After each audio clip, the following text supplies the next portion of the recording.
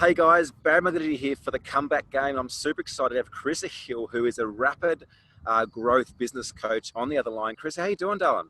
I'm good. How are you? Yeah, I'm really good, thank you. Really good. Absolutely love your philosophy around being real, having fun, and making money, and loving life. And I think that as long as I've known you and I've followed you for quite some time before that, I can definitely say that that's something that I see you live by in the community and something that you breed in others. Yeah, absolutely. That's just, I made my real life way of doing things, my business way of doing things, and it works really well. Yeah. So tell me, and for the guys out there, let's understand a bit more about you. Who are you? Like, I obviously know you quite well. We've had a chance to hang around. I've been witness to some great success that you guys have been getting of late, which is really awesome. But for the people out there that might not know you, who are you? Where did you start? Yeah, so my story basically starts like I'm definitely one of those people that's kind of like a natural born entrepreneur. I basically cannot stop turning things into businesses. Like even when I was a kid, like turning any little kind of thing into something to sell. So I realized that that was a strength of mine when I was about 21. I've always had little side hobby projects and stuff. And then I launched this spray tanning business when I was 21 years old, the garage of a rental house that I was renting just as a side project from my day job. Still, I was a day job as a graphic designer, and it just took off really quickly.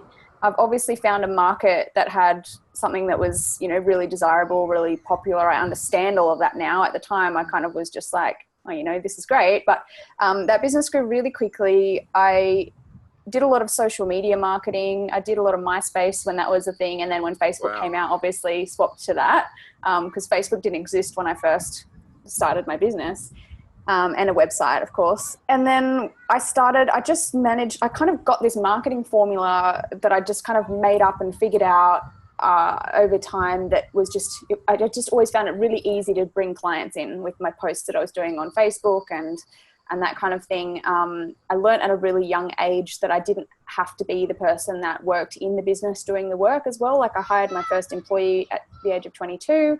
And then I realized that, she can just do the work while I do the Facebook stuff.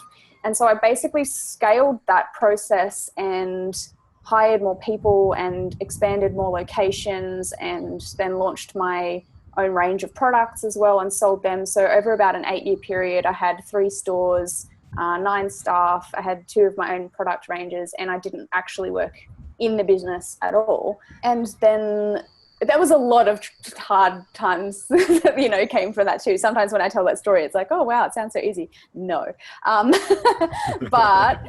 But yeah, for the last few years, I have been working as a business coach and a consultant and a teacher now. And because I realized that a lot of people wanted to know how I'd done that, specifically with the marketing to bring in new clients, and also how I systemized the business so that I didn't have to work in it. So that's the 2 things that I mainly specialize with teaching people how to do now. And I've been doing that for 4 years now. So yeah, it's really fun. Wow. And before we get on to some of the success that you've managed to see of late in that business, tell me, like, is mum or dad entrepreneurial? Like, where did this little girl get it from? Yeah, I don't know. My parents, my dad had his own business at one point, or he worked with the business with other people, and he worked from home. And I guess subconsciously I got that kind of idea that I wanted to do that myself. But I've just never liked working for other people or doing what other people want me to do. I don't know whether you call that stubborn, whether you call it leadership, whether you call it being a good CEO. I don't know, but I like to be the one that makes the rules, not follow them. Yeah. So, yeah. Yeah. And so growing your business, like you mentioned, there's been some massive strengths. Like you've been around in the Facebook space pretty much since it was created, which obviously would have seen a hell of a lot of changes and diversification in that. But, who have been some of the key mentors that you had from an earlier age? Like where did you learn how to systemize businesses or, Facebook marketing? I get that, knowing you, that there's a lot of intuition that comes into this sort of stuff. But, tell me, where did you learn some of this stuff from? Yeah. That's a really good question. So, for the first few years in business, since between 21 and 25, I was just figuring it all out myself. I had no idea what I was doing. I didn't actually even know that business coaches existed. I didn't know that there were business courses that I could do. And I didn't know that there was business books that I could read. I was just absolutely unaware. I didn't even know really what I should be doing with my numbers. So I did a lot of stuff wrong with my books and stuff until I finally brought an accountant on and then realized I had a big tax debt to pay. But for the first few years, like I grew a lot, but I obviously really didn't have any idea what I was doing in a business sense. And so that's why there were a lot of holes.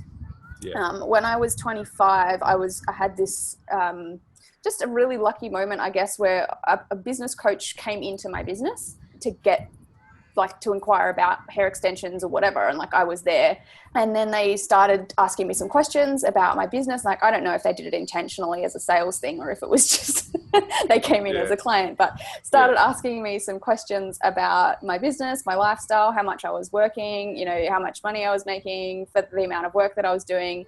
And it kind of really opened up my eyes to the fact that I was working my ass off, like every waking hour. And I really wasn't the business was profitable, obviously, but it wasn't as well as it could possibly be. I wasn't paying myself. I was putting myself last, and I was putting prioritizing everything else and everyone else above myself. And then I decided to join an 11-month business coaching program that it was called the National College of Business in Brisbane. I don't actually know if it exists anymore. I don't think it does. But I had a coach in that business called Anoop Ankal, and in that course, and he was just fantastic and absolutely opened my eyes to all the ways that a business should run. And, which is a lot of the times the opposite of the way that people are actually doing things. So that was my first experience, and I just became absolutely obsessed with learning about business and marketing and everything from then on. And I have not been able to stop investing in my education for the last however many years that is, 8 years now. Yeah. Wow. And so that seems like one of those defining moments people speak about, where you're going along seemingly okay. You probably thought that you're doing fairly well. You're definitely out there strumming to the beat of your own drum, so to speak. But it wasn't until that moment that person came into your life that you started to notice the gaps between, where you were and where you possibly could be, or possibly even started to question yourself in terms of maybe there is another way than what I know. Yes. And I see that as being such a key advantage of having a coach, is that old saying is that you don't know what you don't know. And it's not until, you start to question your beliefs or the ways of doing things that you find there's possibly other ways of doing it. But what I'd love to know is what was one of the biggest challenges that first came up for you? Like, you've been in business for a little while now, you have this very positive attitude to business. And I just love the way that nothing ever seems like it's too much of an issue for you. There's always this lighthearted love that's shared around just, the challenges of business. But, there must have been some challenges early on for you. So I'd love to hear about what some of those were. Yeah. I think the reason now why nothing seems to affect me is honestly because I've just dealt with everything. Well, not everything, but so much crap. And so now I'm just this again, righto, that's how I did it last time. So I guess the main struggle, and a lot of people have this challenge, was definitely staff, going from being a sole trader to being a leader or a manager or a boss. So challenging. I dealt with a lot of things that were really, really disappointing. Really, I've been lied to, I've been stolen from, I've had people try and copy my whole business and steal all my clients. I've had people lie to my clients. I've had people steal cash, money, stock. I felt like I just got walked over and over and over because I was trying to be such a nice person. I even got, the first time someone stole from me, I kind of was like, oh, why did you do that? That's really bad, but I'll give you a second chance because I believe in you. So, I mean, I'm just that kind of person naturally. And then of course she did it again. But it wasn't until I really finally realized that I needed to have systems and procedures in place. I needed to have ways of tracking things to get around it. I needed to have people being held accountable to things. And I also needed help with managing people because it's not one of my strengths. I'm a good leader, but I'm not really good at managing people and checking in with seeing the little things. So I needed help with that. And I still need help with that. And I just feel that's definitely been the hardest part for sure. Yeah. What have been some of the things that you've put in there? Like, I'm sure there's a lot of people out there listening to this today that have got staff and have got issues. And I know that that's, a big thing that we address and work with a lot of our clients around is the staff. And often when people have been burnt once or burnt twice, they're like, oh, well, we'll just run the business on our own. But that prevents them from having that lifestyle and having that outcome that they've kind of gone to business for in the first place. And, I thoroughly believe, and I reckon you would too, is that if you persist with something long enough, you'll find a way through. Yeah. And so what have been some of the things that you've had to put in place, like outside of systems and processes, or what would be some advice for people out there that might be struggling with staff right now or struggling to get the business to the next level? Yeah, I think there's two main things that really helped with that. First of all, I do treat everything like a learning experience. So I know that, and I do take full responsibility for everything now. So I used to be in the mindset of, blaming people when things go wrong. But then I learned that, hey, that's not the right way to run a business. I need to look at myself as the business owner. Like if my processes are not good enough or I didn't hire the right person for the right role, then it is my fault. So I take full responsibility for that. My team now is amazing. I don't have anyone that's causing, that everyone's just perfect for the right role. I did a lot of study on different personality types as well and what different people's strengths are for different roles. So now if I need to hire someone for a specific role, I will hire them based on their strengths and their personality types. Whereas before when I hired people, I had no idea about that kind of stuff. And you kind of just hire people that you like because they might be like you. But then if you want them to do things that are not things that you want to do, then they don't want to do them either because they're like you. So I think that it's best that you hire people that have different strengths to your own and that, complement each other and work well together as a team rather than trying to hire everyone that's the same kind of person, because that is one thing that I learned that just doesn't work. The other thing is definitely, my first business coach taught me this, was like to give trust first. So you can't, if someone has broken your trust in the past, you can't then assume that the next person that you hire is going to do that as well, because if you do, then you're kind of manifesting that into reality by focusing on it. I'm a big believer in the law of attraction, and you focus on what you get, or you get what you focus on, sorry.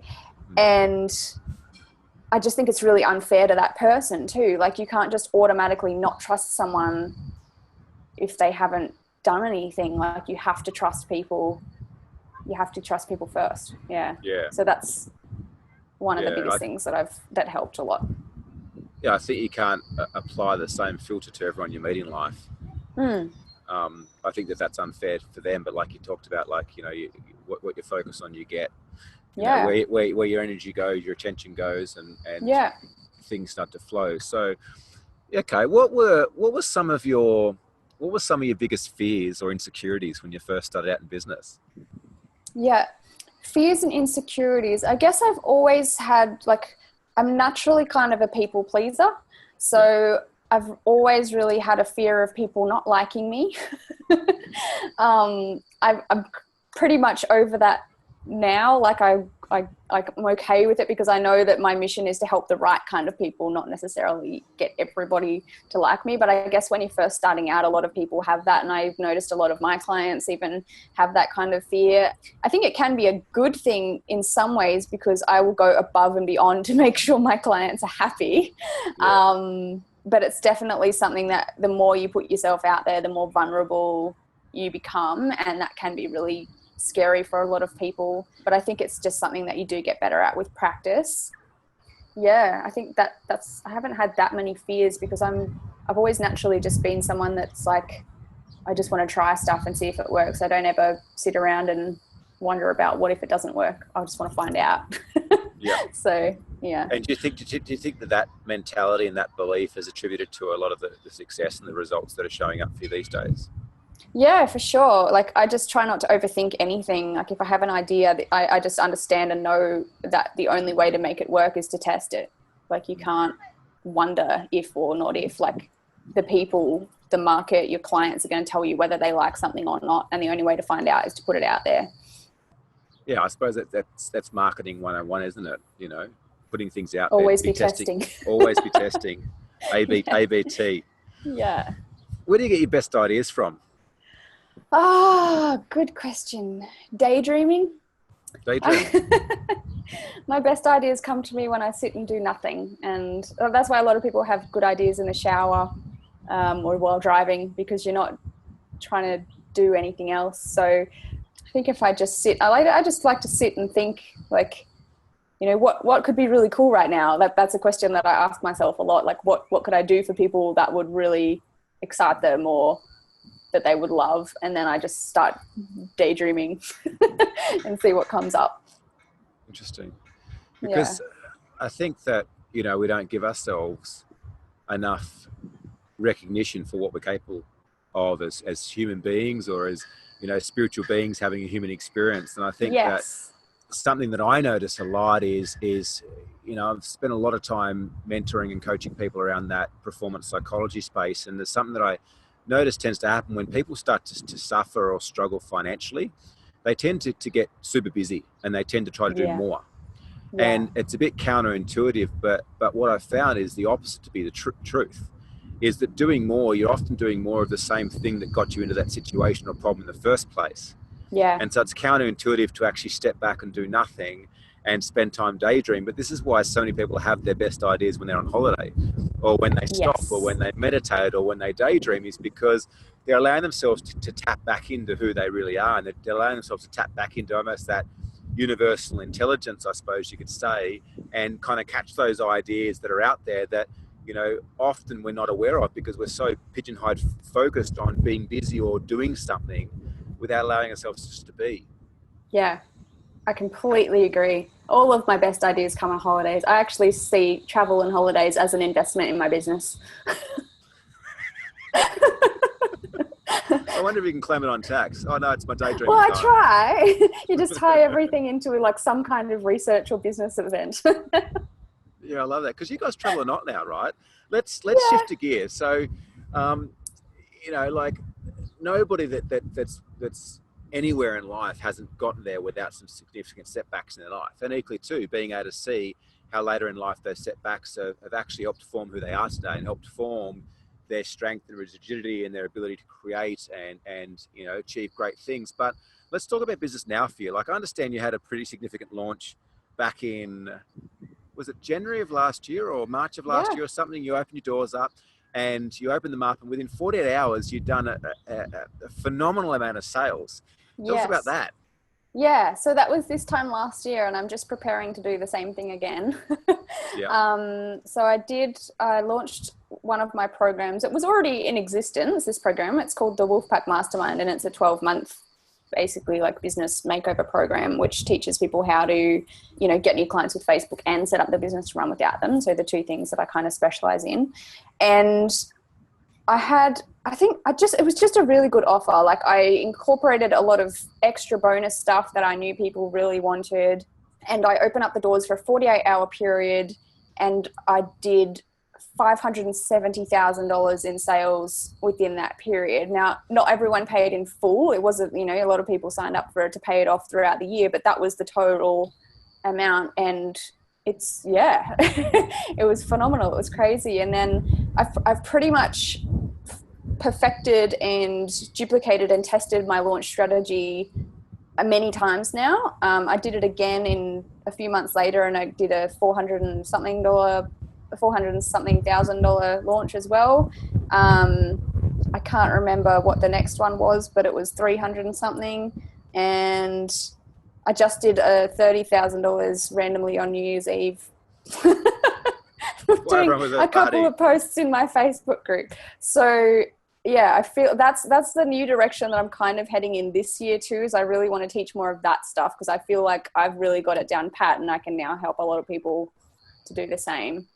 It's once again, like, we talk about things being counterintuitive, because, like, imagine the mindset of someone to have a launch and only open it up for 48 hours. Yeah. Right. You put this time and energy and effort in, and like, what happens if it flops? Or what happens if people don't sign up? Or what happens then? Like, I've gone and told the marketplace that I'm only opening for 48 hours. Now I'm having to open back up because there's no sales. But to open up for 48 hours and do over $570,000 in annualized sales is just absolutely incredible. Tell us, how has your mindset changed? Because that's something I know you're a big believer about. How has that changed? If you look back at a version of you 10 years ago, right? Yeah. What was she thinking about herself? What was she thinking about life? Oh my God, 10 years ago. See, this is actually I had this realization moment a little while ago when I was thinking back. 10 years ago now, I would have been like a year into my spray tanning business. And I was working so hard and I was covered in tan solution and I was having the same conversations with people over and over again. And I was making like $20 every like 20 minutes, or like $20 profit for a 20-minute appointment kind of thing. And I had to work really, really hard for several hours a day to just make a few $100. And I mean, that was good. I was happy with that at that age. I was 22. But now it's I had this epiphany moment when someone bought one of my ebooks and it's a $20 ebook and I don't have to do anything. And I just like, there's $20 that I didn't really do anything for. Like, obviously I'm working a lot, but I just have this moment of like, wow, it's such a different business model. And I didn't even know it existed. And I didn't even know it was possible for myself. I didn't know it was possible for anyone. And so that's now one thing that, is driving me to passionately share that kind of stuff with other people, because it's like, I had no idea that you could do $30,000 in a night. Like, I just didn't see it as possible. I had like 3 stores all doing like 10 grand a month at one point to get up to 30 grand a month, like just in turnover, not even in profit. So it was, yeah. What do you attribute then a lot of this success and results to? Because like, we know it's more than money, right? But Of course. we also realize that money is a representation of the value that you're offering to the world and the community. And with money, it allows us the ability to do fantastic things. I just spent some time walking around the streets of Melbourne giving money to the homeless, because I was able to do that. And, several years ago, it wasn't possible. I took my boys, and we went and changed some money for 5s and 10s. And I said, let's walk around and give some money to the homeless. And they're like, why, Dad, can't we spend it? I was like, we are going to spend it. We're going to invest it. And it was the most beautiful thing to share with them. And it's the most beautiful feeling. But what has it that's allowed you? What do you think has been that divining? Like, I know there's so many things, right? I know it's not one thing, but what do you think has been the biggest thing that's attributed to your success, Carissa? Like, what's that one thing that really sits in your heart? I think I really did change my self-belief. And the only way that I did this, like my goal for years was to build $1 million business. Like but it had no substance to it. It was just like, I just want to build $1 million business for the sake of it. Like, because I think that's what defines a successful business owner or whatever. But I didn't honestly deep down believe that I could do it. And I didn't have a goal that was anything bigger than that, or didn't have a reason. And so I've done a lot of study on mindset, on spirituality, on understanding that everything is energy and that kind of thing. So now I guess 2 of the biggest mindset shifts that I made was that I do only see money as energy. I don't see it as a currency. I mean, it is a currency and whatever, but I see it as the same as like, everything is kind of energy. And I know that I will attract that if I am putting out the right kind of energy, and if I am giving a lot of value to people and contributing, like if contribution is my biggest focus rather than trying to make money. So, and that's absolutely changed everything. So I don't really go into anything with a money goal now. I don't say to myself, I want to make a certain amount of money by doing a launch or selling a program or signing up clients or anything like that. I just focus on how many people can I help to get this result. And then the money just comes to you, because people can feel that, that energy that you're putting into your marketing or your promotions. And I also changed my belief in myself to believe that I am worth it, because for a long time I didn't. I think it was the book, The Big Leap by Gay Hendrick, that talks about overcoming your upper limit problems. That one really, really changed my life. I started journaling about, I am worth this, just writing it down, affirmations. I always thought they were really stupid and silly and like, you didn't have to do them or whatever, but the power of actually putting pen to paper and telling yourself what you believe will come true. And now I journal and write down things every day. And if I don't, I feel like crap. But you can absolutely change your mindset, and you can change your results just by your way of thinking. And so that's that's my biggest belief now. Yeah, I really like that, because I think that a lot of people rely on others for their own self-belief. Yeah. You know, they rely on external validation to allow them to feel worth or worthy, you know, whether that's an employer paying them or whether that's a partner telling them they appreciate them, whatever it is. Yeah. Yet, you know, until we can develop that internally, we can't expect to experience it externally. And I think that's very powerful, like you said, is that I don't think it's necessarily the one thing of just journaling, but it's about you, you know, you mentioned before, taking responsibility for your mistakes or for your challenges or for your frustrations or your problems or whatever it is, taking responsibility. It's around you constantly realizing that, you know, your thoughts are creative and what you put out, you get back.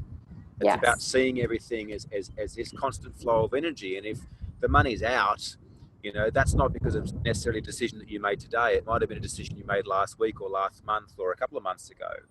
But 100% knowing that you have the ability to, what I'm kind of picking up from you is you have the ability to create the life that you choose for yourself.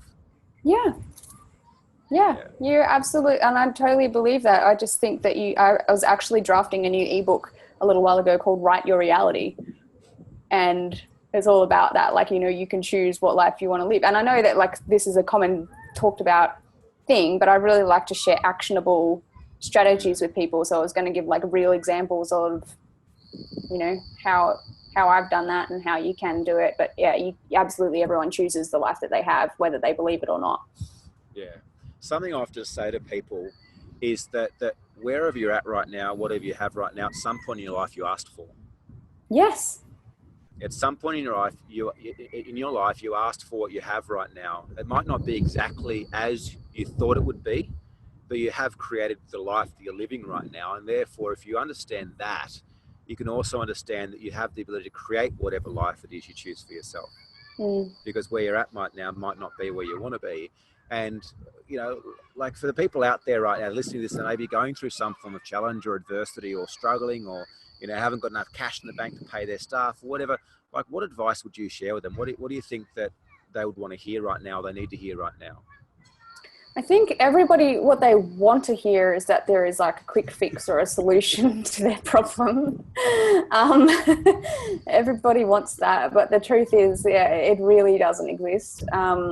It's not until you change your mindset that you will get the results that you want. And you need to ask for help, and you need to listen, and you need to be vulnerable. Like, I think one of the biggest, when I look back at myself, I was quite stubborn for a while there, and I was living in my ego a little bit, and I wouldn't accept advice from anyone. And I was just like, no, I know what I'm doing. I don't need help. And that really held me back. And so it's not until you can actually let go of the need for control and, you know, take on board things that other people are, you know, doing, or actually ask someone for advice or help, and then just try new things all the time and really just focus on what you can give and what you can contribute and how can you help people more than what you want to get for yourself. I think that really is the biggest secret. Yeah, I love that. And I totally agree with what you're saying as well. Like, be okay to play a longer term game than what maybe people are right now, and equally too focus on what we would call the inner game. And, you know, master the inner game of success, and notice that you'll master the outer game of success. I just believe that I actually wrote this on my website just recently, that you know, your business success will only grow as much as you will. So I just think that self-development and working on yourself is equally as important as working on your business, because you can't have business success without growing your mind and yourself and your beliefs and that kind of thing as well. Yeah, totally true. Look, one last question. What I'd love to know is, you know, what's the next 10 years look like for you? What's your bigger vision? You know, you've achieved so much. You're still very young. You've achieved a lot of success. You've helped a hell of a lot of people. You've got a huge following out there, people that absolutely love you. What's the next 10 years hold? What do you want to create? This is an interesting question because I have no idea. I I was thinking about it, and I actually got really kind of like down on myself, like, oh my God, I don't have a vision. I don't know what I'm doing. I don't know where I'm going. I feel a bit lost. But then I was just thought, well, does it really matter? Because that means I'm open to go in any direction. And so I've kind of given up on that for now. And I'm just focusing on what do I want right now, rather than what do I want in 10 years. And I know some people say things like you have to have a vision, you have to have goals and that kind of thing. And like, I kind of do, but I like still I'm in that space right now where I'm kind of floating around, and I am just really running on my intuition and doing what I feel like doing, and I like it. Yeah. I think that there's different stages or what I say seasons in life. And I think there is times in life to be focused on the now, and there's times in life to be focused on a longer term vision. There's other times in life just to be okay to be floating, you know, knowing that next thing is just going to present itself. And I think it takes a lot of trust in yourself and a lot of trust in life to be in that space. That's awesome. Yeah. I'm just go with the flow. See what happens. Yeah. Is there anything else you want to share before we wrap things up? This has been amazing. You had fun? Yeah, it's been really good. I think, I don't know, I guess the biggest thing that I'd love to share with people is just to be yourself. The journey of self-discovery. That's what my Be Real, like when I say, you know, be real, have fun. A lot of people go into business and try and be someone else, try and be who they think they should be, try and be a professional business person or act as if they are a business or a brand rather than a person. And that's definitely one of the biggest tips to success in your, especially social media marketing. Like people go on social media to be social, and the more you can actually just be a human being, a real human being, not try to be like a perfected version either, the more people will actually relate to you and want to do business with you because they can connect with you. So I just believe that human connection and vulnerability are two of the most powerful things when it comes down to growing a business. Yeah. What do they say? They say be you because everyone else is already taken. Yeah, that's right. And it's hard. I went through a stage when I started out as a business coach. I didn't know who I was. I changed my life completely, and I was just like, who am I? Like, what do I like? What am I doing? And I did feel a little bit, well, I don't know, for a while, but I think it just comes with practice. And one of the biggest tips that I think helped me is I looked back at who was I as a child, because I'd lost that a lot in my 20s. And then I started going, well, you know what, this really doesn't make me happy, so I'll stop doing that. And this does make me happy, so I'll do more of that. And, you know, eventually just find out. Yeah. I was having an interesting conversation with a friend the other day, and I've watched her go forth and manifest this business. And it's been really beautiful that she's done it in such a way that, you know, there's been no forcing, there's been no pushing. It's just allowed itself to unfold. And I had this bit of an epiphany in the shower, and I was like, holy shit, you know, like I reckon that I would probably be exactly where I am right now if I had to just let go and enjoy the journey a lot more. And I would have still been where I am today, but I could have got here without the frustrations and the worry and the stress and the concerns. I could have got here like enjoying it a lot more if I just kind of let go of that control. Yes. Yeah. A little bit. I don't know if that's something that you resonate with, but it was sort of something that felt quite real for me. I think that often we make too big of a deal out of a lot of things that just aren't. Yeah, like I had someone ask me for a refund yesterday on one of my courses, and like years ago that would have made me feel really upset and sad about it. And I'm like, oh, okay, you know, let's see if I can help you first. But I did not get upset about it at all, because it's just like, it's not worth it. You know, you just got to, it just is. That's how I just see life. I just see things like it just is. You either deal with it or you ignore it. Like, depends what it is, but. Yeah. Just is. I love that. It just is. Well, that's a great way to end things. Look, once again, super stoked to have you on board. How can people connect with you? Like, how can people hang out and chat more and learn some cool shit from you? Mostly everything's on my website, which is carissahill.com.au, or I have a Facebook group called Coffee with Carissa, and that's where mostly everything is. I think we've just ticked over 14,000 people in there this week, so it's pretty cool. Awesome. Yeah. Well, thanks so much. That's where you can find it, guys. That's another episode of The Comeback Game, inspired and unstoppable with the notorious Carissa Hill. Notorious. Awesome. Thank you so much. Cheers. Hey guys, that was Bam with a Diddy with another episode of Inspired Unstoppable, the comeback game with Carissa Hill. Be sure to share it, like it, send a comment, tag someone in who you think needs to hear the message, maybe going through some challenges, maybe just needs some inspiration. We look forward to seeing you next episode. Bye-bye.